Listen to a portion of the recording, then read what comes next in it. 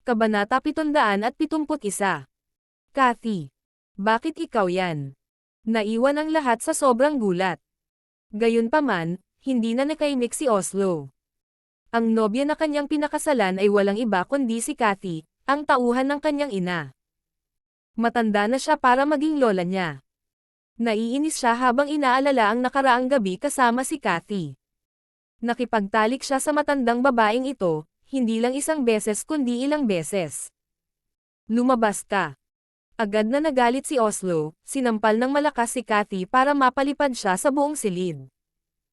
Pagkatapos ay umikot siya para harapin si Sebastian, na uutol. Siya ang Crown Prince ng Twilight Empire, gayunpaman, nagpalipos siya ng gabi kasama ang isang babaeng sapat na para maging lola niya at dumaan pa sa seremonya ng kasal kasama niya. Ito ay lampas sa kahihiyan. Ito ay kahangalan, ang mga katulad nito ay malapit ng kumalat sa buong mundo, na ginagawa siyang pinakamalaking katatawanan sa kasaysayan. Walang hiya ka. Kagagawan mo ang lahat ng ito. Pagpipire-piresuhin kita, hanggang sa wala nang natira kundi alikabok. Kung hindi, hindi ako makukontento. Ibinaba ni Sebastian ang aksyon at malamig na tumawa. Ang lakas ng loob mo na hawakan ang asawa ko. Ituring mo na lang itong isang babala. Kung patuloy kang magiging mayabang, hindi ako magdadalawang isip na sirain ka. I activate ang formation. Patayin niyo siya. Galit na sigaw ni Oslo. Sa sandaling iyon, isang bitag na masusing inihanda ang kumilos. Nahati ang sahig, naglabas ng makapal na itim na usok na mabilis na tumaas. Sa isang iglap, ang buong palasyo ay nilamon. Ang mga naimbitahan sa kasal ay matagal nang umatras ng utusan sila ni Oslo, dahil alam na alam nila kung ano ang mangyayari. Ngayon, tanging sina Sebastian at Fresia lamang ang natitira sa loob ng palasyong nababalot ng hamog. Napuno ng makapal na itim na ambon ang bawat sulok, na nakakubli sa kanilang paningin. Tanging malabo at panandali ang mga anino lamang ang nakikita nila kung saan-saan. Sa kabila ng hamog, isang malaking grupo ng mga mamamana ang naghihintay na may nakamamatay na Pocos. Habang ang kanilang mga busog ay iginuhit, ang mga palaso ay kumikinang sa ilalim ng madilim na liwanag. Humigpit ang nerbiyos ni Fresia nang mapagtanto niya na ang hamog ay higit pa sa isang smokescreen. Nakakatakot ang usok dahil nilagyan ito ng nakamamatay na lason. Napansin niya na ang sahig sa ilalim niya ay kinakaing unti-unti. Agad niyang isinaaktibo ang kanyang enerhiya upang protektahan ang kanyang sarili, ngunit kahit na ang enerhiya na iyon ay nagsisimula ng lumala sa ilalim ng walang humpay na pag-atake ng lason. Sa bilis na ito, mabilis na mauubos ang kanyang mga reserbang enerhiya. Kapag nangyari iyon, wala nang matitira upang maprotektahan siya, at ang lason ay ganap na kakainin siya. Alam na alam ni Sebastian ang panganib, ngunit hindi siya nagpatinag. Ang kanyang espiritual na enerhiya ay sumabog palabas na may isang malakas na boom na nagpapakalat ng nakakalason na ambon sa kanilang paligid ng madali. Hinawakan ang kamay ni Fresia, sinimulan niya itong akayin patungo sa labasan. Bago sila makalayo, lumitaw ang mga anino mula sa ambon, na naglulunsad ng isang palihim na pag-atake. Ang mga umaatake ay pawang mga pinakasikat na Divine Grandmaster. Nauna nang uminom ng mga antidote, hindi na nila tinatablan ang lason at ibinabad pa nila ang kanilang mga sarili dito para sa karagdagang proteksyon. Bukod dito, uminom na rin sila ng Blood Demon Pills noon pa man. Ang mga table tas ay mga espesyal na concoction na nakuha ni Oslo mula sa Caspian sa isang matarik na presyo. Ang mga taong ito ay nangunguna na sa mga banal na Grandmaster, kung kakainin nila ang mga table tas, madodoble nito ang kanilang mga kakayahan. Sa pagtutulungan, ang kanilang pinagsamang pag-atake ay kakilakilabot. Idinagdag ang fog na may lason at ang katumpakan ng mga mamamana, ang bitag ay halos imposibleng mabuhay. Kung muling nabuhay si Caspian at nahaharap sa sitwasyong ito, nakilala niya ang kanyang wakas sa ganoong sitwasyon. Ito ang dahilan kung bakit naging tiwala si Oslo. Ang kanyang maingat na ginawang multi-layered ambush ay sinadya upang patayin kahit ang pinakamalakas sa mga demigod. Gamit ang hamog bilang takip, ang mga assassin ay kumilos ng matulin, tahimik at hindi nakikita. Hawak ang kanilang mga enchanted blades, sinaktan nila si Sebastian ng may katumpakan. Kasabay nito, ang mga mamamana sa labas ay naglabas ng isang barrage ng mga palaso. Mabilis silang bumaril sa hangin, bawat isa ay may kakayahang tumagos sa pinakamatigas na depensa. Nilalayo nilang ibagsak si Sebastian minsan at para sa lahat. Kabanata 772. Si Fresia ay napakalakas, pangalawa lamang kay Sebastian. Sa one-on-one na labanan, malabong may makapagpabagsak sa kanya. Gayunpaman, sa sandaling ito, kahit siya ay ramdam ang nakamamatay na banta. Habang inihahanda niya ang sarili para sa isang desperadong laban, kumilos si Sebastian. Walang paabi, pinulupot niya ang braso sa kanyang balingkinitang baywang. Sa isang mabilis na paggalaw, naiwasan nila ang mga papasok na pag-atake, gumagalaw ng ilang yarda sa isang kisap mata. Ang mga atake ay ganap na hindi nakuha. Bago pa makapag-regroup ang mga attacker nila, pinitik ni Sebastian ang kanyang pulso, nagpapadala ng hindi nakikitang alon ng sword energy. Sa isang matalim na huni, bumagsak sa lupa ang dalawa sa mga ulo ng mga anino. Ang nakal-alasong fog ay maaaring nakatago sa paningin, ngunit sa sandaling buhayin ni Sebastian ang kanyang espiritual na pakiramdam, mas malinaw na ang kanyang nakikita kaysa sa kanyang mga mata. Sa katunayan, nakikita niya ang lahat sa paligid niya. Anumang pagtatangka na tambangan sa kanya ay walang kabuluhan. Ang natitirang mga Grandmaster, na napagtanto na ang kanilang mga kasama ay nahulog, nataranta. Akmang tatakas na sila, muling hamampun si Sebastian.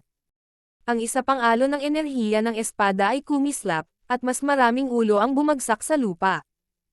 Si Sebastian ay may kakayahan na lumaban ng higit pa sa kanyang antas. Bagamat kamakailan lamang siya ay tumuntong sa Demigod Realm, ang kanyang lakas ay higit na nakahihigit sa mga pumapasok lamang sa parehong ranggo. Sa huling haharapin ng mga Grandmaster, muling itinaas ni Sebastian ang kanyang kamay, nagpakawala ng matinding enerhiya. Ang nakakalason na ambon ay natangay sa isang iglap. Sa isang nakakabinging pagbagsak, ang buong palasyo ay gumuho sa mga durog na bato. Ang mga mamamana na nakatalaga sa labas ay inilibing sa ilalim ng mga labi. Si Oslo ay nakatayo sa likuran. Mabilis siyang nag-react at napaatras sa tamang oras para hindi ma-crush. Gayunpaman, natatakot siya. Ang kapangyarihan ni Sebastian ay higit na nakakatakot kaysa sa naisip niya. Kinailangan niyang tumakbo. Iyon lang ang tanging nasa isip niya habang umiikot siya at tumakbo. Paglingon pa lang niya ay may nakita siyang lumilipad sa kanyang ulo. Sakto namang tumangalas siya para makita ang isang napakalaking paa na mabilis na bumababa patungo sa kanya.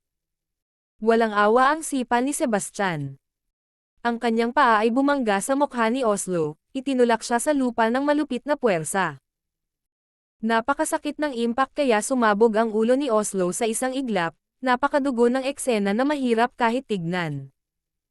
Mula sa malayo, nasaksihan ng hari ng Twilight Empire, kasama ang kanyang mga opisyal at general, ang lahat. Habang namumutla ang kanilang mga mukha, nagkukumahog silang tumakas. Nanatiling malamig at walang pakialam si Sebastian. Gamit ang isang casual na pagwagayway ng kanyang kamay, isang invisible sword slash ang bumaril pasulong, na pinugutan ng ulo ang King of Twilight Empire sa lugar. Walang pag-aalinlangan, nagpakawala pa siya ng ilang laslas. Sa ilang sandali, ang buong bahagi ng tumatakas na karamihan ay natanggal. Ang bawat pag-atake ni Sebastian ay nagdadala ng kapangyarihan ng isang full-force demigod. Walang sino man ang makatiis sa kanyang sword energy, kahit ang mga Divine Grandmaster ay hindi nagkaroon ng pagkakataon. Ang bawat slash ay pumatay ng hindi bababa sa isang dosenang tao. Pagkatapos lamang ng 5 atake, mahigit kalahati ng mga opisyal at general ang namatay. Marahil karamihan sa kanila ay walang ginawang mali, ngunit kay Sebastian, lahat sila ay pinili ang maling panig. Para doon, nagbayad sila ng kanilang buhay. Ang natitirang mga nakaligtas ay tumakas, ngunit hindi nag-abala si Sebastian na habulin sila. Para sa kanya, wala sila. Gayunpaman, may isang tao na hindi nakatakas. Si Kathy iyon. Hindi naman sa ayaw niyang tumakbo. Hindi niya kaya. Noong nakaraang gabi, nakipagsabuatan siya sa Reyna upang patayin si Fresia, ngunit nakialam si Sebastian sa oras. Napatay niya ang Reyna at napilayan ang vocal cords ni Kathy, kasama ang bahagi ng internal energy channels nito. Siya ay pagkatapos ay knocked out sa kanya at disguises kanyang bilang Fresia. Gayunpaman, para sa isang taong kaedad niya, hindi siya nakagawa ng masyadong masama. Pagkatapos ng lahat, siya ay gumugol ng isang buong gabi sa pagiging, pinaburan, ng prinsipe ng korona at naging korona pang ang prinsesa. Mabibilang niya iyon bilang panghabang buhay na tagumpay. Hindi nag-abalang patayin si Sebastian. Sa halip, sinunggaban niya ang isa sa mga gwardya at pinilit na ibunyag ang kinaroroonan ng kabangyaman ng hari bago ito nakawan ng walang pag-aalinlangan. Pagkatapos, dumaan siya sa palasyo, ninakawan ang lahat ng may halaga. Kabanata 773. Siyempre, ang tanging nakapansin kay Sebastian ay ang mga bihirang halamang gamot at table tas. Bukod sa mga bagay na iyon, wala siyang interes sa anumang bagay. Dahil napakaraming dala at mahirap dalhin ang lahat, tumungo siya sa silid ng alchemy. Sa mga sumunod na araw, maingat niyang ginawang mga table tas ang lahat ng mga halamang gamot. Nang may handa na ang lahat, nahanap niya si Fresia at niyakap siya ng mahigpit habang papalabas sila ng lungsod. Sa labas ng lungsod, sumipol si Sebastian. Mula sa isang malayong kagubatan, isang napakalaking ibon ang umakyat sa kalangitan. Ang katawan ng ibon ay jet black, na may pakpak na higit sa 33 talampakan, nakahawig ng isang higanteng agila. Pinaamon niya ang makapangyarihang nilalang na ito habang dumadaan sa isang primeval forest sa kanyang paglalakbay. Ang ibon ay hindi lamang napakabilis ngunit napakalakas din. Ang mga talon nito ay kasing talas ng mga espada, at nagawa nitong basagin ang mga malalaking bato ng madali, kaya hindi man lang ito kayang labanan ng mga normal na Divine Grandmaster. Naging isang hamon ang pagpapaamo sa ibon, ngunit ang bilis nito ay walang kapares, na ginagawa itong perpektong bundok. Hindi niya alam ang species ng ibon, kaya pinangalanan na lang niya itong Shadow. Habang papalapit si Shadow, walang kahirap-hirap na binuhat ni Sebastian si Fresia at tumalon sa likod nito. Karaniwan, ang density ng kalamnan at buto ng mga magsasaka ay mas malaki kaysa sa mga ordinaryong tao. Sa pinagsamang bigat na higit sa 300 pounds, dinala sila ni Shadow ng madali. Mabilis itong pumailan lang sa kalangitan, nawala sa abot tanaw sa loob ng ilang sandali. Paminsan-minsan ay sumulyap si Fresia kay Sebastian, nagngangalit ang kanyang mga ngipin. Siya ay minsan ang Divine Maiden ng Everlight, ngunit kinuha ni Sebastian ang kanyang pagkabirhen, at ang sama ng loob ay namumuo pa rin sa loob niya. Kahit na iniligtas niya ang kanyang buhay, nakita niyang imposibleng patawarin siya. Sa kabilang banda, si Sebastian ay tila walang pakialam. Pauwi na rin sila, at sa sandaling bumalik sila, maghihiwalay sila ng landas. Ang kakaibang kasal na ito ay maaaring ituring na parang panaginip. Lumipas ang buong paglalakbay sa katahimikan. Makalipas ang 2 oras, nakarating sila sa gilid ng napakalaking bangin. Ang Abyss ay isa sa 3 pinakamapanganib na lugar sa Core Island. Hindi na raw makakabalik ang mga taong pumasok. Kahit mahigit 1 siglo na ang nakalilipas, ang isang tugatog na banal na Grandmaster ay nakipagsapalaran sa kalaliman, ngunit nawala ng walang bakas. Bumaba sila mula sa Shadow at tumayo sa gilid ng Abyss. Habang nakatingin sila sa ibaba, nakita nila ang Abyss na walang katapusang nakaunat sa ibaba, nilulunok ang lahat ng liwanag sa kailaliman nito. Makapal ang hangin sa amoy ng pagkabulok at kamatayan. Umikot ang malamig na hangin mula sa bangin, na nagpapagapang sa kanilang balat at nagpapadala ng panginginig sa kanilang mga gulugad. Ang kalaliman ay tila napakalalim, tulad ng mismong pintuan sa impyerno. Tumalsik ang mga talas-talas na bato mula sa kadiliman sa ibaba, at ito ay nagbabanta. Nakakatakot na nakatingin lang sa kanila. Bumilis ang paghinga ni Fresia, sumikip ang mukha sa pag-aalala. Halata ang sobrang kaba niya habang namumuo ang pawis sa kanyang mga palad. Seryoso ang mukha ni Sebastian. Nabasa ko ang tungkol dito sa isang sinaunang teksto. Hindi ko masabi kung totoo ito. Ano? Nagbibiro ka ba? Walang nakakabalik mula sa abis, at hindi ka sigurado. Kung gusto mong mamatay, huwag mo akong isama, nagalit siya. Kalmadong sagot ni Sebastian, hindi kita pinipilit. Dito ka na lang kung gusto mo. Bababa na ako. Dahil doon, tumalon si Sebastian sa abis. Kabanata 774. Sebastian. Nagulat si Fresia. Hindi niya inaasahan na tatalon si Sebastian ng walang pag-aalinlangan, lalo na sa abis, isa sa 3 pinakadelikadong lugar sa mundo. Talaga bang hindi siya natatakot sa kamatayan? Nang hindi masyadong nag-iisip, sinundan siya ni Fresia. Kung may pagkakataon man na makabalik, ito ay sa pamamagitan ng bangin na ito, kaya handa siyang makipagsapalaran. Siyempre, ang pangunguna ni Sebastian ay nagbigay sa kanya ng kumpiyansa. Bilang isang demigod, kakayanin niya ang karamihan sa mga panganib na dumating sa kanila. Ang abis ay tila napakalalim, ngunit sa kabutihang palad para kay Fresia, siya ay isang pinnacle na banal na Grandmaster. Bagamat hindi siya makakalipad, ang mga talas-talas na gilid sa magkabilang gilid ng bangin ay nagbigay ng sapat na mga hawakan upang siya ay makababa ng ligtas. Sa kabilang banda, naging mas madali si Sebastian. Kaya niyang manipulahin ang mga natural na enerhiya sa paligid niya para lumipad, na ginagawang halos walang hirap ang kanyang pagbaba. Gayunpaman, ang abis ay mas malalim kaysa sa inaasahan niya. Kahit na bumaba ng higit sa 328 talampakan, wala pa ring palatandaan ng ibaba. Habang pababa sila, mas malamig at mas madilim, na para bang dumiretso sila sa impyerno.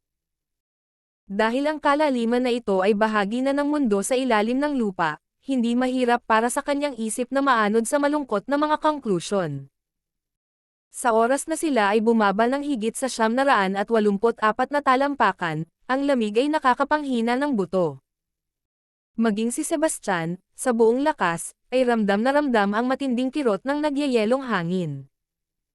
Kung ganito ang epekto nito sa kanya, madaling isipin kung gaano ito magiging masama para sa isang taong mas mahina.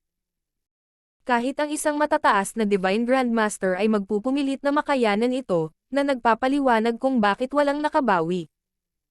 Habang sila ay patuloy na bumaba ng walang palatandaan ng ibaba, si Sebastian ay nagsimulang maging hindi mapalagay.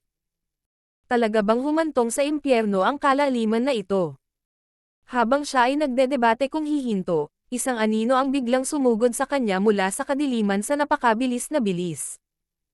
Mabilis na gumanti, inabot ni Sebastian at sinalo ang anino. Sa masusing pagsisiyasat, ito ay naging isang napakalaking paniki. Ito ay mas malaki kaysa sa mga karaniwang nakita niya, at tumitimbang ito ng hindi bababa sa ilang libra. Ang paniki ay hindi kapani-pani walang malakas. Sa kabila ng kanyang lakas, ang kanyang unang pagkakahawak ay hindi naging sapat upang patayin ang paniki. Habang ang paniki ay mahigpit na nagpupumiglas, nakatanaw ang mga ngipin nito. Nakakatakot ang itsura ng paniki. Nag-channel si Sebastian ng enerhiya sa kanyang palad, sa wakas ay nagawa niyang durugan ang paniki. Natigilan siya dahil mabigat ang mga depensa nito, at ang bilis pa nito. Sa ganitong kadiliman, kahit na ang isang Grandmaster ay mahihirapang ipagtanggol ito. Makatuwiran na ang lugar na ito ay itinuturing na isa sa pinakamapanganib sa mundo. Sa sumunod na sandali, naramdaman niya ang pagbabago ng agos ng hangin. Halos sabay-sabay, nakuha ng kanyang kamalayan ang isang kayeg ng mga paniki na pumapasok sa kanyang detection range. Mayroong isang malaking kayeg ng mga paniki, kahit daan-daan sila. Biglang nakaramdam ng lamig si Sebastian sa kanyang gulugod. Ang isa sa mga paniki na ito ay kasing lakas ng isang Grandmaster, kaya ang pagharap sa daan-daang mga ito ay parang pagharap sa isang buong hukbo ng mga Grandmaster. Kahit na ang isang banal na Grandmaster ay hindi makakaligtas sa gayong pagsalakay.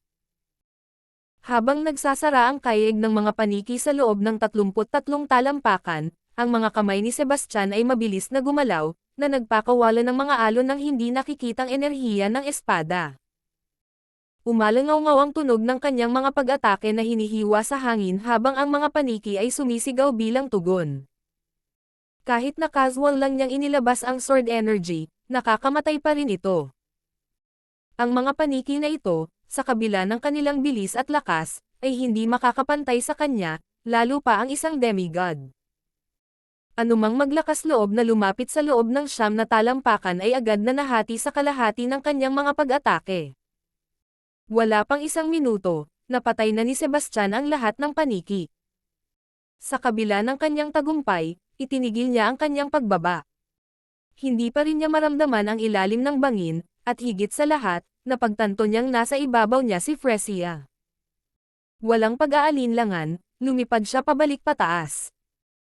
Tamang-tama, pagkatapos umakyat ng halos 100 talampakan, nakita niya si Fresia na nakikipaglaban sa isang pulutong ng mga paniki. Bagamat may ilang dosi na lamang, halatang nabigla siya. Pagkatapos ng lahat, walang liwanag sa kailaliman na ito, kaya walang makita si Fresia sa dilim. Ang mga paniki ay halos tahimik habang sila ay lumilipad, na ginagawa silang halos imposibleng madama. Kabanata 775.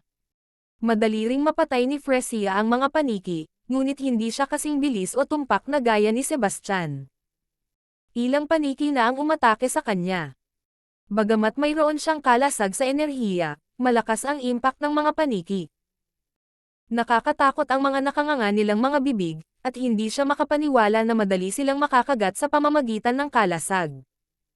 Ito ay isang bagay na lampas sa kanyang pangunawa. Mabilis na pumasok si Sebastian, inilabas ang lahat ng paniki sa ilang matulin na galaw. Lumapit siya kay Fresia, pinulupot ang isang braso sa kanyang balingkinitang baywang. Hindi siya tumutol dahil napagtanto na niya kung gaano kadelikado ang lugar na ito. Kung wala si Sebastian, walang paraan na ligtas siyang makarating sa ilalim. Sa katunayan, kahit na ang pag-survive at pag-alis ay tila isang malayong pag-asa. Hindi nagtagal, nakatagpo sila ng isa pang kayeg ng mga paniki. Mas marami pa ang bilang sa pagkakataong ito. Libo-libo sa kanila ang napuno ng hangin, makapal at napakalaki. Dahil ang isang braso niya ay nakapalibot kay Fresia, ang kanyang bilis sa pagpatay sa mga paniki ay bumagal ng husto, at ang ilan ay naging mapanganib na malapit. Buti na lang at sakto namang pumasok si Fresia, ibinaba ang mga lumalapit. Bumaba pa sila, at sa bawat patak, isang bagong pulutong ng mga paniki ang aatake. Habang lumalayo sila, mas lumalaki ang mga kaeg. Ang huling pag-atake ay ang pinakamalaking, na may higit sa 3,000 paniki na nakapalibot sa kanila. Kung hindi siya nagtataglay ng lakas ng isang demigod, walang paraan na makakaligtas sila sa gayong pag-atake. Naging malinaw kung bakit walang nakabalik na buhay. Sa oras na may makasalubong sa mga paniki na dumagsa, bababa na sila para makatakas. Matapos bumaba ng mahigit 1 milya, sa wakas ay narating ng mag-asawa ang ilalim ng kailaliman. Nakapagtataka, may ilog, at medyo malamig ang tubig. Ang ilalim ay mas makitid, at ang hangin ay mabigat na may malamig at nakakatakot na enerhiya. Walang pakialam si Sebastian dahil hindi siya masasaktan ng lamig. Sa katunayan, ang enerhiya sa hangin ay kapaki-pakinabang sa kanyang pagsasanay. Kung maaari siyang magtanim dito, mas mabilis ang kanyang pag-unlad. Gayunpaman, hindi gaanong pinalad si Fresia. Kailangan niyang panatilihin ang kanyang proteksyon na kalasag sa enerhiya sa lahat ng oras. May ilaw dyan. Tinuro ni Fresia sa unahan. Nakita rin ito ni Sebastian. Ito ay 2 sinag ng maraming kulay na liwanag, na nagpapalipat-lipat sa iba't ibang kulay. Nakakabighani ang tanawin. Nanguna si Sebastian, malapit si Fresia.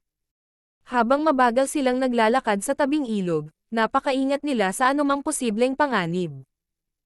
Sa isang lugar na kasing kakaiba nito, ang anumang maling hakbang ay maaaring nakamamatay. Habang papalapit sila sa pinanggagalingan ng liwanag, sa wakas ay nakita na nila kung ano iyon. Ito ay 2 kumikinang na portal. Ang mga portal ay kahawig ng mga transparent na piraso ng salamin, at sa pamamagitan ng mga ito, mahina nilang nakikita ang tubig sa kabilang panig. Inabot ni Sebastian ang isa sa mga portal. Malakas ang hatek nito, halos sipsipin ang kamay niya. Excited si Sebastian. Sila ay nahulog mula sa karagatan patungo sa kailaliman na ito, at ang kabilang panig ng portal ay maaaring humantong pabalik sa ibabaw. Gayunpaman, may isang bagay na naguguluhan sa kanya. Mayroong dalawang portal. Alin ang haantong sa kanila palabas? Aling pinto ang dapat nating piliin? Tanong ni Fresia na nakatingin kay Sebastian. Nag-isip siya sandali. Magkamukha ang mga portal, ngunit may ilang kakaibang simbolo sa tabi nila. Ang mga simbolo ay kahawig ng mga tadpoles. Sa kasamaang palad, hindi niya matukoy ang mga ito. Bigla siyang may naisip. Mabilis niyang tinanggal ang Seraphic Tear Pendant sa leeg niya at itinaas ito sa portal sa kaliwa. Walang reaksyon, kaya inilapit niya ang pendant sa portal sa kanan. Sa sandaling iyon, ang pendant ay kumikinang ng maliwanag. Lumiwanag din ang kanang portal, naglabas ng malakas na puwersa na humila sa kanya at kay Fresia papasok. Kabanata 776. Walang oras na mag-react si Sebastian. Masyadong malakas ang puwersa, at hinayla siya papasok bago pa niya napagtanto ang nangyayari. Sa pagdaan niya sa kumikinang na portal, natagpuan niya ang kanyang sarili sa ilalim ng tubig. Ang presyon ay napakalaki. Batay sa kanyang pagtatantya, sila ay hindi bababa sa 1.8 milya sa ibaba ng ibabaw. Maging ang Grandmaster, lalo na ang mga ordinaryong tao, ay madudurog sa ganoong kalaliman. Ang isang normal na banal na Grandmaster ay magpupumilit na labanan ang panggigipit na ito. Tanging ang mga middle stage at late stage na mga Divine Grandmaster, na maaaring gumamit ng kanilang enerhiya upang protektahan ang kanilang sarili, ang maaaring mabuhay. Kahit noon, kung mabilis silang umakyat. Kung hindi, ito ay hindi mabata. Si Sebastian ay isa ng demigod. Ang kanyang katawan ay hindi kapani-paniwalang nababanat, halos maihahambing sa pinakamagagandang artifact. Maging ito ay 1 milya o kahit na 10 milya, ang pagdurog na presyon ng karagatan ay hindi makagambala sa kanya. Bagamat hindi kasing kapangyarihan ni Sebastian, si Fresia ay isa ring pinnacle na Divine Grandmaster at malapit nang makapasok sa Demigod Realm. Ang presyon ng tubig ay hindi rin nagbabanta sa kanya. Mabilis silang nakapasok sa ibabaw ng magkasama. Sa itaas ng mga ito ay isang malinaw na asol na kalangitan, na may mga puting ulap na nakakalat sa abot tanaw at ang araw ay nagniningning ng maliwanag sa itaas. Nakabalik na tayo. Nakalabas na tayo, masayang bulalas ni Fresia. Ang mga araw na ginugol sa madilim at ilalim ng lupang iyon ay naging isang bangungot para sa kanya. Bilang Divine Maiden ng Everlight, dalisay at hindi mahipo, ang katotohanan na siya ay kasal ay hindi lamang ang kanyang personal na kahihiyan kundi isang kahihiyan sa buong Everlight. Buti na lang at tapos na ang lahat. Hanggat tumahimik si Sebastian, walang makakaalam. Hindi lubos na sigurado si Fresia kung mapagkakatiwalaan niya ito.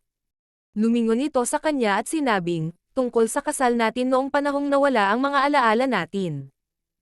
Sana ay may lihim mo ito. Kung hindi. At paano kung hindi? Pang-aasar ni Sebastian. Nawalan ng masabi si Fresia. Alam niya na si Sebastian ay isang demigod na ngayon. Magkasama man sila ni Bellamy, hindi nila ito matatalo. Ang anumang pagbabante ay magiging walang kabuluhan. Please, nagmamakaawa ako. Huwag mong sabihin sa kahit na sino, pagsusumamo ni Fresia, na tila walang magawa. Nang makita siyang ganito, tumanggo lang si Sebastian. Huwag kang mag-alala. Hindi ko sasabihin sa iba. Pero, huwag ka munang magdiwang. Baka hindi na tayo babalik sa mundo natin. Anong ibig mong sabihin? Tanong ni Fresia na muling sumulyap sa langit. Ang bughaw na langit, ang mga ulap, at ang araw, malinaw na wala na sila sa Core Island. Hindi mo ba napansin kung gaano kakapal ang espiritual na enerhiya dito? Tinuro ni Sebastian. Natigilan si Fresia, ngayon lang niya napagtanto ang ibig niyang sabihin. Sa katunayan, ang espiritual na enerhiya sa kanilang paligid ay hindi bababa sa 5 hanggang 6 na beses na mas puro kaysa sa kanilang nakaraang mundo. Wala itong katuturan. Walang paraan na ang mundo sa ibabaw ay maaaring magkaroon ng napakataas na antas ng espiritual na enerhiya, kahit na may napakalaking hanay ng pagtitipon. Fresia retorted, may araw sa taas, kaya imposibleng nasa underground world tayo. Iyon din ang palaisipan sa akin. Mag-focus muna tayo sa pag-abot sa lupa, sabi ni Sebastian habang pinagmamasdan ang malawak na karagatan sa kanilang paligid. Walang nakikitang lupa. Sa isang malakas na paggalaw, sinampal ni Sebastian ang tubig, itinulak ang kanyang sarili sa hangin, kung saan siya ay walang kahirap-hirap. Gayunpaman, ang Fresia ay nasa isang bit ng tali. Kahit na malapit na siyang maging isang demigod, hindi pa niya nakuha ang kakayahang lumipad. Ang paglangoy sa kanyang paraan palabas sa napakalaking karagatan na ito ay imposible. Nag-aatubili, tinanong niya, pwede mo ba akong tulungan? Alam mo ba kung gaano karaming enerhiya ang kinakailangan upang dalhin ang isang tao habang lumilipad?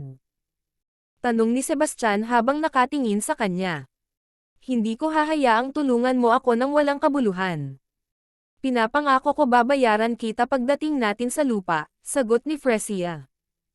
Gaano mo ba talaga planong magpasalamat sa akin? Tanong ni Sebastian. Malaking pera ang maibibigay ko sa'yo. Paano kung $100 billion? Pagmamalaki ni Fresia.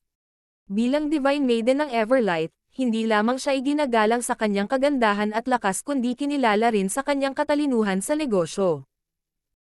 Higit pa rito, nagmula siya sa isang hindi kapani-paniwalang mayamang pamilya, na may kayamanan na madaling lumampas sa 1 trilyon. Isang ngiti lang ang ibinigay ni Sebastian sa kanya. Dapat alam mo na kung sino ako sa ngayon. Ako ang Supreme Lord Sebastian, na may kontrol sa buong Supreme Pluton. Higit pa sa $1 trillion ang halaga ko. Sa tingin mo ba interesado ako sa pera? Kung ganoon, ano ang gusto mo? Galit na tanong ni Fresia. Hinaplos ni Sebastian ang kanyang baba ng may pag-iisip. Bueno, maliban sa katawan mo, wala akong maisip na magpapakirot sa interes ko. Kung hahayaan mo akong sumama sa iyo kahit isang beses lang, dadalhin kita sa lupa. Lumawak ang ngisi niya. Makailang beses na niya itong sinipungan, bagamat noon ay nawala ang alaala ni Fresia. Kabanata 777. Ngayong nanambalik na ni Fresia ang kanyang mga alaala, walang alinlangan na iba ang mga bagay. Ang pangunahing layunin ni Sebastian ay hindi lamang tungkol sa kanilang pisikal na pakikipag-ugnayan. Gusto niyang makita ang totoong kulay nito. Gusto niyang malaman kung ang tinaguriang banal na dalaga ng Everlight ay talagang hindi mahahawakan gaya niya. Walang hiya ka. Naiinis si Fresia. Hindi siya makapaniwala na gagawa si Sebastian ng ganoong kahindek-hindek na kahilingan. Nagkibit balikat si Sebastian, hindi na bigla. Sinabi ko na ang kondisyon ko. Kung pumayag ka o hindi, nasa iyo na. Hindi kita pinipilit. Hinding-hindi. Walang pag-aalinlangan na tinanggihan siya ni Fresia. Ang oras na kasama niya si Sebastian habang wala siya sa kanyang mga alaala, kasal sa kanya at pinaglaruan, ay isang bagay na gusto niyang kalimutan. Ngayong bumalik na ang kanyang mga alaala, hindi na maiisip na muli niya itong hinawakan. Well, kung yan ang desisyon mo, malaya kang lumangoy pabalik. Siguro, kung sinuswerte ka, makakarating ka sa baybayin in 10 araw o higit pa.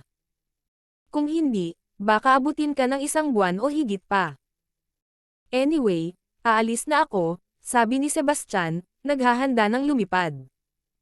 Teka. Huwag kang aalis. Mabilis na tumawag si Fresia. Ito ang Abyss Sea, at hindi nila alam kung gaano kalayo sila sa lupa. Kung siya ay lumangoy, gaya ng iminungkahi ni Sebastian, maaaring tumagal ng ilang linggo, sa pag-aakalang kaya niyang mabuhay ng ganoon katagal. Walang mapagpahingahan, at kahit na siya ay isang tugatog na Divine Grandmaster, hindi siya maaaring tumagal magpakailanman sa bukas na tubig. Ang kakulangan ng pagkain at tubig lamang ay haantong sa kanyang pagkamatay. Ano na ngayon? Tanong ni Sebastian. Isama mo ako. P. Payag ako sa kondisyon mo, sabi ni Fresia, namumula agad ang mukha niya sa kahihiyan. Nakakahiya na gusto na niyang mawala. Natagpuan ni Sebastian na ang kanyang reaksyon ay masyadong nakakatuwa at nagpa siya na asarin pa siya. Payag ka sa ano? Alam mo ang ibig kong sabihin. Umirap si Fresia, tahimik na minumura siya sa kanyang isipan. Gusto kong marinig na sabihin mo yon, giit ni Sebastian. Sebastian, sumosobra ka na. Kung hindi mo sasabihin, pupunta na lang ako. Nagsimulang umalis si Sebastian. Huwag kang umalis. Sige. Pumapayag ako na makipagtalik sa'yo sa pagkakataong ito lang. Tandaan mo, huli na to. Namumula ang mukha ni Fresia sa kahihiyan, ngunit wala siyang pagpipilian. Ang kanyang pagmamataas ay kailangang kumuha ng backseat kung ito ay nangangahulugan ng kanyang kaligtasan. Gayunpaman, sa kanyang puso, nanumpa siya na balang araw ay babayaran niya ang lahat ng ito, isa-isa, hanggang sa masiyahan ang kanyang paghihiganti. Ikaw ang humihingi ng tulong sa akin. Hindi kita pinilit. Napangiti si Sebastian. Walang ibang salita, lumusot siya pababa, hinawakan ang kamay ni Fresia at hinayla siya palabas ng tubig. Ipinulupot ang kanyang braso sa kanyang payat na baywang, umalis siya patungo sa malayong abot tanaw. Ang pagdadala ng ibang tao habang lumilipad ay lubhang nagpabagal kay Sebastian, at ito ay nakakapagod. Bawat 30 minuto o higit pa, kailangan niyang huminto at magpahinga. Simple lang ang paraan ng kanyang pagpapahinga. Iiwan niya si Fresia sa tubig habang nakapatong siya sa likod nito. Ikinagalit nito si Fresia, ngunit wala siyang magagawa tungkol dito. 2 araw ang lumipas ng ganito. Bagamat may mga pildores si Sebastian upang mapunan ang kanyang enerhiya, ang patuloy na paglipad ay napinsala sa kanya. Nang huminto na sana siya at muling magpahinga, may lumitaw na maliit na butil sa di kalayuan. Agad na umangat ang kanyang espiritu, at pinabilis niya ang kanyang bilis. Habang papalapit sila, nakita niyang isa itong isla. Parehong nakaramdam ng pananabik sina Sebastian at Fresia. Kahit na ito ay isang desyerto na isla, at least mayroon silang mapagpahingahan. Habang papalapit sila, napansin nila na ang isla ay natatakpan ng makakapal na halaman, at ilang bangka ang nakadaong sa dalampasigan. Kabanata 778. Tuwang-tuwa sina Sebastian at Fresia nang makita ang mga barko dahil alam nilang nasa malapit ang mga tao. Pero habang papalapit sila ay nabura ang kanilang mga ngiti. Ang mga barko ay mukhang kakaiba, na may mga layag na hindi ginagamit sa ibabaw ng mundo sa loob ng maraming taon. Sa sandaling iyon, ilang lalaki ang lumabas mula sa mga kabin na nakasuot ng mahabang damit at may hawak na malalaking talam. Mukha silang mabangis, parang mga pirata. Napagtanto agad ni Sebastian na wala sila sa mundong ibabaw. Nang walang ideya kung ano ang naghihintay, inakay niya si Fresia sa tubig. Lumangoy sila malapit sa dalampasigan at nakahanap ng liblib na lugar para makarating sa pampang. Dito ka lang, at huwag kang gagalaw. May titingnan lang ako, aniya bago naglaho sa masukal na kagubatan. Ang isla ay hindi kalakihan ngunit natatakpan ng makapal na kagubatan. Pinili ni Sebastian na hindi lumipad para maiwasang maakit ang atensyon.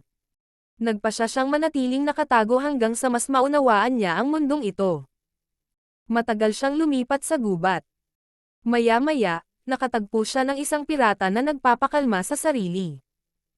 Sinuri ni Sebastian ang lakas ng pirata at naisip niyang hindi siya masyadong malakas. Tahimik siyang sumilip sa likod ng pirata at hinawakan ito sa leeg. Huwag kang maingay, o papatayin kita, sabi niya sa mahina at malamig na boses. Mabilis na tumango ang pirata habang nanlalaki ang mga mata sa takot. Ano ang pangalan ng lugar na ito? Tanong ni Sebastian. Squalus Isle, nanginginig na sagot ng pirata. Hindi pa naririnig ni Sebastian ang tungkol sa isla noon, kaya nagtanong siya, ano ang pinakamalapit na kontinente? Seryoso ka ba? Ito ang Perpetual Continent, sabi ng pirata na may malungkot na ekspresyon. Akala niya ay ginugulo siya ni Sebastian, sa kakatawa nitong tanong. Natigilan si Sebastian sa narinig. Hindi ito ang mundong alam niya, at ang pangalan ay nagpapaalala sa kanya ng Perpetual Empire. Nagtanong pa siya ng ilang tanong sa pirata at kinumpirma ang kanyang mga hinala. Walang alinlangan, siya ay nasa Perpetual Empire na pinangarap ng mga naninirahan sa ibabaw ng mundo. Nabalitaan na hawak nito ang sikreto ng immortalidad. Ngunit sa katotohanan, walang ganoong sikreto ang umiral dito.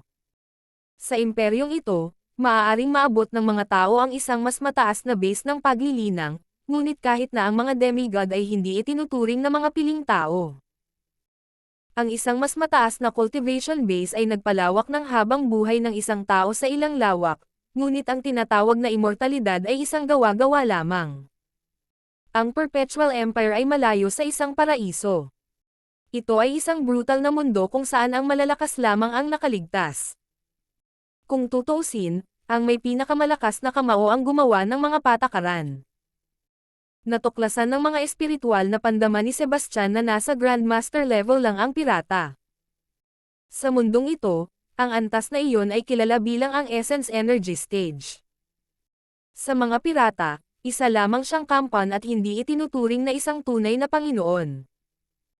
Ayon sa pirata, ang kanilang pinuno ay si Squalus, isang demigod na may malaking lakas. Ang mga pirata na ito ay dalubhasa sa pagsalakay sa mga dumadaang barko at kung minsan ay naglalakbay ng daan-daang milya patungo sa Perpetual Continent upang magnakaw ng mga supply at kababaihan. Sir, sinabi ko na sa iyo ang lahat. Please huwag mo akong patayin, pakiusap ng pirata nang maramdaman ang hangarin ng pagpatay sa mga mata ni Sebastian. Walang awa si Sebastian at mabilis na pinitik ang leeg ng pirata. Huminga siya ng malalim at napagtanto na hindi sinasadyang napunta siya sa Perpetual Empire. Habang ang iba ay nasa sabik, hindi siya natuwa dahil hinihintay pa rin siya ni Lilian at Lana sa bahay. Pagkatapos mag-isip, nagpa siyang bumalik sa pinanggalingan niya. May dalawang pinto sa abyss. Ang isa ay humantong sa Perpetual Empire, kaya ang isa ay dapat na dalhin siya pabalik sa bahay. Sa kanyang cultivation base, naisip niya na ang pagbabalik sa bahay sa pamamagitan ng ruta sa ilalim ng dagat ay mapapamahalaan. Habang si Sebastian ay malapit nang bumalik sa Fresia, isang biglaang salpukan at malalakas na alon ng enerhiya ang dumating mula sa malayo. Kabanata 779. Mukhang hindi ito maganda. Nagbago ang ekspresyon ng mukha ni Sebastian, at sumugod siya sa mga tunog ng away. Naghinala siya na natagpuan ng mga pirata ang Fresia. Sa kabila ng pagkamuhi nito sa kanya, asawa pa rin niya ito, at hindi niya hahayaang saktan siya ng sinuman. Dahil malayo siya, natapos na ang laban pagdating niya. Ang lugar ay desyerto, at ang lupa ay nasugatan dahil sa isang marahas na pakikibaka. Bagamat maikli ang laban, napakatindi nito. Walang ideya si Sebastian sa nangyari. Nag-aalala siya kung nakuha ng mga pirata si Fresia o kung nakatakas ito. Sa mundong ito, ang mga magsasaka ay hindi kapani-paniwalang malakas. Kahit na ang mababang antas na thug ay isang Grandmaster, at malamang na maraming banal na Grandmaster sa paligid. Ngunit sa cultivation base ng Fresia, kahit ang isang banal na Grandmaster ay hindi magkakaroon ng pagkakataon laban sa kanya. Gayunpaman, nag-aalala si Sebastian na baka makatagpo siya ng isang demigod. Hinanap niya ang lugar at nakita niya ang dalawang pirata. Mabilis niyang pinatay ang isa at hinawakan ang isa sa leeg bago pa siya makapag-react. Sagutin mo ang mga tanong ko kung gusto mong mabuhay. Anong nangyari kanina? Malamig na tanong niya. Nagmamadaling sumagot ang pirata, isa lang akong low-level thug. Hindi ko alam ang detalye, pero ang dinig ko nahuli nila ang isang napakagandang babae. Ano? Gulat na bulalas ni Sebastian. Ang kanyang pinakamasamang takot ay natanto habang lumilitaw na nakuha ng mga pirata ang Fresia. Ang mga pirata na ito ay walang awa, at alam niya ang panganib na kinakaharap niya. Dapat niyang iligtas siya sa lalong madaling panahon. Saan nila siya dinala? Apurahang tanong niya. Kung hindi isang dungeon o ang Pirate Conclave, kinakabahang sagot ng pirata. Hanapin mo ang dalawang lokasyon na, utos ni Sebastian. Ang pirata ay hindi nang ahas na sumuway. Mabilis siyang gumamit ng sanga para gumuhit ng simpleng mapa sa lupa at minarkahan ang mga nakatagong lookout. Ang mga pirata ay tungkol sa kanilang sarili, at bihira ang katapatan. Ngunit ang pirata na ito ay umaasa lamang na iligtas siya ni Sebastian nang makita ang pakikipagtulungan ng pirata, iniligtas ni Sebastian ang kanyang buhay. Pinatalsik niya ang pirata at iniwan siya sa bush. Pagkatapos, sumugod siya patungo sa pugad ng pirata. Hindi siya nag-aalala na ma-detect siya dahil nasa kalahating milyang radius na ngayon ang kanyang espiritual na pandama, na nagbigay daan sa kanya upang maiwasan ang parehong nakikita at nakatagong mga lookout. Hindi nagtagal, narating ni Sebastian ang tuktok ng isang matayog na bundok. Ayon sa mapa ng pirata, ang lungga ay nasa yungib sa ibaba.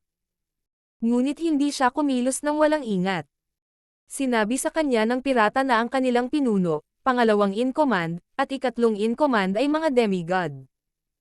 Dagdag pa, mayroong hindi bababa sa 100 banal na Grandmaster. Alam ni Sebastian na ang direktang laban ay maaaring hindi pabor sa kanya, kaya mabilis siyang gumawa ng plano. Pinatay niya ang isang pirata, isinuot ang kanyang mga damit, at may kumpiyansang naglakad sa landas ng bundok patungo sa kuweba. Sa libo-libong pirata sa isla, walang makakapansin ng hindi pamilyar na mukha. Sa loob ng kuweba, isang matandang lalaki ang nakaupo na naka-crossleg sa isang unan sa isang lihim na silid. Puting buhok na may kulubot sa buong mukha. Ang kanyang malamlam at maulap na mga mata ay naghahatid ng nagbabantang presensya ng kamatayan, na minarkahan ng isang malalim na pag-aatubili. Sa sandaling iyon, isang matipunong lalaking nasa katanghaliang gulang ang nagtulak sa pintuan ng bato at pumasok. "Squalus, may magandang balita ako," sabi niya. Ang matandang lalaki ay si Squalus, ang pinuno ng Squalus Isle. Tumangala siya at nagtanong, "Ano itong magandang balita na mayroon ka?" Ang matipunong nasa katanghaliang gulang na lalaki, si Walrick, ay ang pangalawang in command. Ngumiti siya ng maalay at sinabing, "Nakahuli ako ng magandang babae. Sinisiguro ko na magugustuhan mo siya." Umiling si Squalus at walang kwentang sinabi, "Ubos na ang oras ko. Kahit isang diyosa ay hindi ako interesado ngayon. Paano kung ito ay isang babaeng may espiritual na konstitusyon?" Nakangiting tanong ni Walrick. "Ano? Saan?" Agad na sumigla si Squalus. Pinagkadalubhasaan niya ang isang madilim na sining na nagpapahintulot sa kanya na palakasin ang kanyang sigla sa pamamagitan ng madalas na pagpapalayaw. Ang kanyang buhay ay talagang natapos 2 taon na ang nakalilipas, ngunit pinahaba niya ito gamit ang pamamaraang ito. Ang pamamaraan ay nawawalan ng bisa kamakailan, kaya kailangan niya ng isang babaeng may espiritual na konstitusyon. Gayunpaman, ang gayong mga kababaihan ay napakabihirang bilang isa sa 1,000,000. At saka, hindi naging madali ang pagkuha sa kanila. Kabanata 780. Nawalan na ng pag-asa si Squalus, ngunit nagulat siya ngayon ni Walrick sa isang bagay na hindi inaasahan. "Ipasok mo siya," utos ni Walrick. Hinawakan ng 2 lalaki ang babae at mabilis na pinapasok sa loob. Siya ay maganda, na may isang pinong gilas. Ang kanyang hugis itlog na mukha ay nababalot ng naka-arco na kilay, isang tuwid na ilong, at punong pula na labi. Dagdag pa, ang kanyang kutis ay walang kamali-mali na makinis. Ang kanyang matangkad, balingkinitan na frame ay na-highlight ng isang lavender na damit na nagdagdag ng isang dampi ng pagiging sophisticado at regal na kagandahan sa kanyang poised manner. "Bitawan mo ako." Galit na galit ang babae at buong lakas na nagpumiglas dahil ang kanyang cultivation base ay selyado, ang kanyang pagtutol ay walang kabuluhan. Nang makita siya ni Squalus, nanlaki ang mga mata nito sa matinding pagnanasa. Siya ay naghahangad na pahabain ang kanyang buhay sa pamamagitan ng patuloy na indulhensya. Nakipaglaro siya sa hindi mabilang na mga babae sa paglipas ng mga taon, ngunit walang kumpara sa kanya. Sa kabila ng kanyang malawak na karanasan, hindi pa siya nakatagpo ng sinumang napakaganda. Ang kanyang figure at hitsura ay katangi tangi. Mabilis na hinawakan ni Squalus ang palso ng babae. Dahil halos maubos ang kanyang buhay, nakatuon lamang siya sa paghahanap ng mga paraan upang mapahaba ang kanyang buhay. Kailangan niyang matukoy kung ang babae ay may espiritual na konstitusyon. Madaling sabihin kung ang isang tao ay may espiritual na konstitusyon. Kaya, ipinadala niya ang kanyang enerhiya o espiritual na enerhiya sa kanya upang maramdaman ang kanyang tugon. Ang espiritual na konstitusyon ay isang bihirang, natural na katangian na ginawa ng isang tao na angkop para sa paglilinang. Ang mga may ganitong konstitusyon ay gumawa ng mas dalisay at mas malakas na enerhiya o espiritual na enerhiya kaysa sa karamihan. Bilang resulta, maaari silang lumaban ng higit sa kanilang antas. Katulad ni Leticia at Caitlyn, parehong may espiritual na konstitusyon. Napaka-advance ng kanilang cultivation base na halos imposible ang paghahanap ng karapat-dapat na kalaban sa kanilang level, at madali nilang matatalo ang mga mas mataas ang ranggo. Mayroon siyang espiritual na konstitusyon. Napakalaking pagpapala mula sa itaas. Tawa ng tawa si Squalles. Ang babaeng nasa harap niya ay may espiritual na konstitusyon at hindi kapani-pani walang maganda. Siya nga ang tunay na regalo mula sa itaas. Ngumisi ng nakakaloko si Walrick. Base sa mga obserbasyon ko, baka virgin pa siya. Lalong natuwa si Squalles nang marinig iyon. She's a divine cultivator. Kung virgin pa siya, taking her prime essence could add 3 to 5 years to my life. Walrick, you're truly my savior. Ang kanyang mukha ay puno ng tunay na pasasalamat. Matuwid na sabi ni Walrick, huwag kang maging formal sakin. Hindi tayo magkadugo, pero parang magkapatid na tayo. Ang isang babaeng tulad niya ay hindi gaanong ibig sabihin, ngunit hindi maikakailang maganda siya. Siya nga pala, huwag mo siyang pagurin. Magsaya rin tayo ng kaunti. Oo naman. Hindi tumanggi si Squalles. Lalong tumindi ang galit ng babae sa kanilang maruruming pananalita, ngunit mas kinilabutan siya. Mabuti pa bitawan mo na ako ngayon. Ako si Phelan Linwood, ang tagapagmana ng pamilya Linwood. Alam mo ba kung ang nangyayari sa mga tumatawid sa atin? Sigaw ni Phelan sa tonong nag-uutos. Nagulat si Squalles sa kanyang kahanga-hangang tono, at mabilis niyang tinanong, aling pamilya ng Linwood? Ang pamilya Linwood mula sa Davinopolis. Pagmamalaki niyang sabi.